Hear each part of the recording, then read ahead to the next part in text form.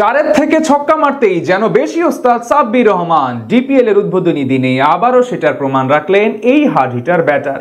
Abahani jersey গায়ে হাঁকালেন ঝড়ো এক 50। বয়স বাড়ল, ব্যাট হাতে চার ছক্কার খেলায় তিনি যে দেশ সেরা সেটাই আবার চোখে আঙ্গুল দিয়ে দেখিয়ে দিলেন সাব্বির। দেশের ঘরোয়া ক্রিকেটের সবচেয়ে বড় মঞ্চে দলের বিপর্যয়ে সাব্বিরের এই অতি মানবীয় ব্যাটিং নিয়ে বিস্তারিত জানবো এই প্রতিবেদনে। একটা সময় লোয়ার মিডল অর্ডারে তাকে ভাবা হতো জাতীয় দলের ভবিষ্যৎ।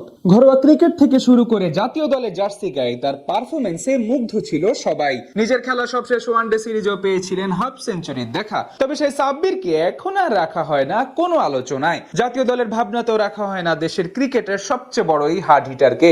সাব্বিরের অবশ্য তাতে কোনো আক্ষেপ নেই। মুখে কোনো কথা না বললেও সাব্বিরের হয়ে তার ব্যাটই যেন কথা বলে। ঘরোয়া ক্রিকেটের প্রতি সিজনেই দেখা পান রানের। এবার ডিপিএল এর প্রথম দিনেও আবারও দেখা মিলল সাব্বির ঝড়ের।